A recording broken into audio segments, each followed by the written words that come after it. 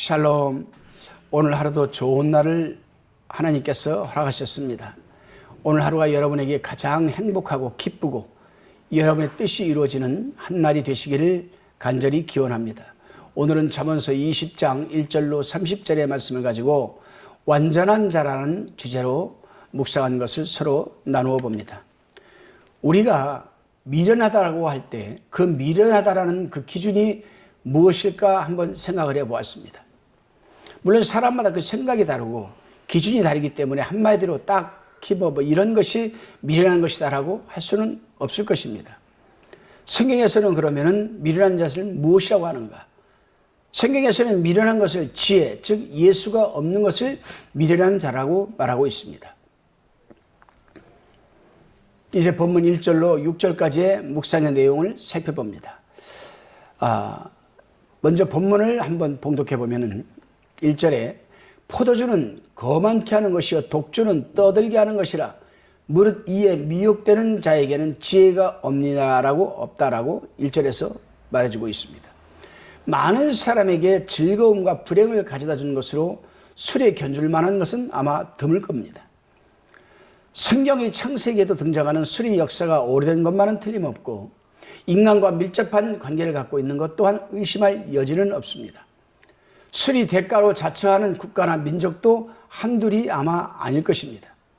위스키 고향 스코틀랜드, 술만이 마시기로 유명한 아일랜드, 포도주의 종주국 프랑스, 맥주의 나라 독일, 보드카 없이는 아무 일도 안 되는 러시아, 술에 취해 채석강에 비친 달을 보고 물속으로 뛰어들어 죽었다는 이태백의 나라 중국, 거기에다가 폭탄주의 국가 대한민국, 호주 또한 약잡아볼 수 없는 술이 강국입니다.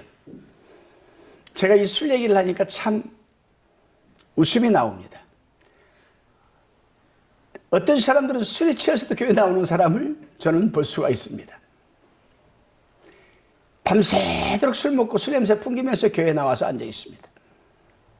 여러분, 그러나 분명한 것은 이 모든 나라들이 술 때문에 혹독한 대가를 치른 비참한 역사가 숨어 있다는 사실을 우리는 잊지 말아야 합니다. 그렇습니다, 여러분. 성경에서는 술에 취한 자의 결과를 이렇게 말해주고 있습니다. 다니엘서 5장 23절에 거만하게 되고 창세기 19장 33절에 의식을 잃게 되고 실수하고 잠언서 23장 33절에서는 괴이한 것이 보이고 망령된 말을 하며 잠언서 31장 5절에서는 법을 잊고 공의를 굽게라고 경고하고 있습니다. 하나님의 사람들은 술에 취하는 그런 삶은 멀리해야 되지 않겠습니까? 다시금 본문 7절로 9절의 말씀입니다. 여기서는 의인과 의인이 받는 복에 대해서 또 다루고 있습니다. 성경 로마서 3장 10절에서 분명히 밝히기를 의인은 없나니 한 사람도 없다라고 했는데 그러면 누가 의인인가? 본문 7절에 보니 완전히 행하는 자가 의인이라고 합니다. 여기서 완전이라고 말을 하는데 과연 세상에 완전한 자가 있을까요? 아마도 단 한 사람도 없을 것입니다. 여기서 말하는 완전한이라고 말하는 것은 하나님의 말씀에 순종하는 자를 의미하는 것입니다. 그렇습니다. 부족하고 죄인이지만 의인이 되는 조건은 예수 그리스도를 믿음으로 가능하고 말씀대로 행하고 정직하게 하나님의 말씀대로 살고자 하는 믿음의 사람을 우리는 의인이라고 말을 합니다. 그 대표적인 것이 바로 성경적 인물인 노아, 아벨, 샤가라와 엘리사벳, 아브라함 등이 아니겠습니까? 우리 또한 마찬가지입니다. 부족하지만 죄가 많고 허물이 많지만 그리스도를 믿는 믿음 안에서 우리 늘 거하는 삶을 살아내고 말씀대로 행하려고 노력하고 정직하게 하나님 말씀대로 살고자 하는 그러한 믿음을 가질 때 우리에게도 이신층이 오직 믿음으로 말미암아 살리라 의인이 되는 조건이 아니겠습니까? 이제 다시금 10절로 17절까지의 묵상 내용입니다. 세상에는 선인과 악인, 정직한 자와 게으른 자, 거짓된 자와 진실된 자 모두가 함께 공존하면서 살아가고 있습니다. 그런데 하나님께서는 그 가운데서도 선인과 정직한 자, 진실된 자를 사랑하시고 게으른 자와 거짓된 그런 일을 일삼는 자를 심판한다라고 말씀하고 계십니다. 그렇습니다, 여러분. 정직하지 못한 저울추, 본문 10절에서 말하고 있습니다. 또 정직하지 못한 말, 하나님께서 미워하신다라고 하는데 여기에는 이중적인 행위를 미워한다라는 의미를 갖고 있습니다.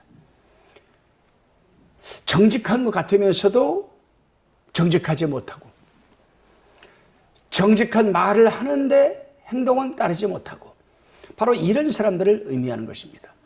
그렇다면 왜 하필이면 저울추가 정직하지 않으면 안 된다고 하셨는가 하는 문제를 우리는 한번 생각해 보아야 합니다. 사실 도량형기는 그 나라와 그 생활, 어떤 사회생활의 표준이라고 이미 우리는 말씀을 나누었습니다.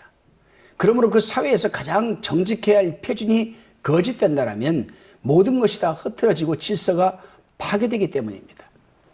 자기 자신만 속이는 것이 아니죠. 상대를 비롯해 그 사회 전체의 공의와 질서를 무너뜨리는 것이기 때문입니다. 그렇습니다, 여러분.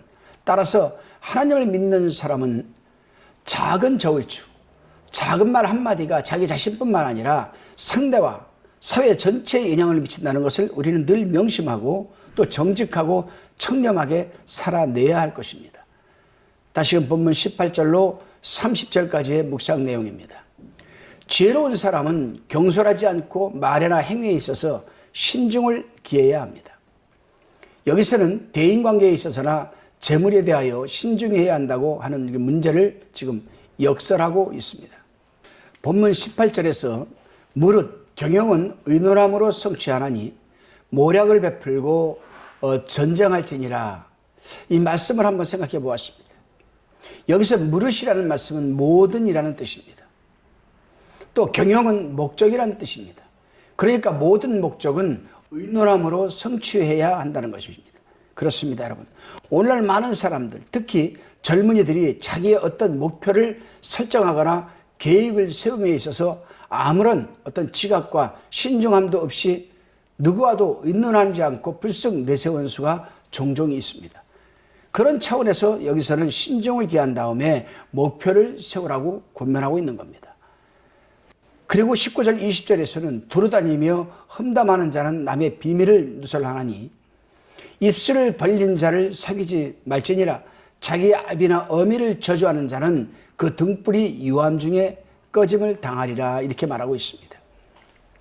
여기서 말하는 이 험담하는 자, 남의 비밀을 누설하는 자, 입술을 벌린 자, 부모를 저주하는 자 등은 다 같이 말을 신중하지 않고 경솔하게 말하는 자를 말하는 겁니다. 그렇습니다, 여러분. 사회생활도 마찬가지이지만 특히나 교회 안의 공동체 생활에서도 마찬가지입니다. 교회에서 일어나는 불협화음, 이 불협화음 가운데에는 꼭 말을 함부로 하거나 남의 말을 하는 데서 다툼이 일어나는 것 아니겠습니까? 이런 자들과는 사귀지 말라고 경고하고 있습니다. 우리 하나님의 사람들은 이러한 일들이 중심에 서 있지도 말고 또 하지도 말아야 하겠습니다. 본문 22절에서는 너는 악을 갚겠다 말하지 말고 여호와를 기다리라, 그가 너를 구원하시리라라고 지금 말하고 있습니다. 이 말은 한마디로 말해서 보복하고 싶을 때 하나님께 맡기고 너는 인내심으로 기다리라는 겁니다. 왜 기다리라고 합니까? 하나님께는 때가 있기 때문입니다. 때, 카이로스라고 제가 늘 말씀을 드렸습니다. 결정적으로 하나님이 개입하시는 그 시간. 그렇다면 출애굽기 21장 23절로 25절에서 말하는 이에는 이, 눈에는 눈으로 갚으라는 소위 동해복수법은 왜 만들어졌는가라고 의아해하실 분이 아마 계실 겁니다. 그러나 이 동해복수법의 근본 원리는 감정에 치우쳐 죄값 이상의 안갚음을 함으로써 보복의 악순환을 조장하는 폐단을 미연에 방지하고 또 방지하고자 하는 그 법정신이 담겨 있음을 우리는 이해해야만 합니다. 고대 근동지방에서는 사실 그러한 일이 비일비재했습니다. 여러분, 대인관계에 있어서 참으로 상처를 받고 마음이 아프고 정말 복수하고 싶을 때가 있을 것입니다. 저도 목회하면서 많은 상처를 받고 또 저도 그럴 때가 있었습니다. 그러나 하나님께서는 그러한 사정을 다 알고 계시고 보고 계십니다. 하나님께서는 때, 카이로스, 영어로 더 타임입니다. 그 시간, 되면은 하나님께서 개입을 하신다는 사실을 잊지 마시고 모든 것을 인내심으로 견디고 하나님께 맡겨주시기를 바랍니다. 기도드리시겠습니다. 주님, 우리 말 한마디 한 행동이 가정과 이웃을 넘어 이 사회에 지대한 영향을 미친다는 사실을 늘 잊지 말고 생활하게 도와주시며 타인과의 대인관계나 공동체의 생활 가운데서도 남을 비방하거나 남의 비밀한 일을 누설하는 삶을 살지 않도록 인도하여 주시고 또한 누구에게 억울한 일을 당하여도 보복하려고 하지 말고 하나님께 맡기는 삶을 영위하게 하여 주옵소서. 예수님의 이름으로 기도하옵나이다. 아멘.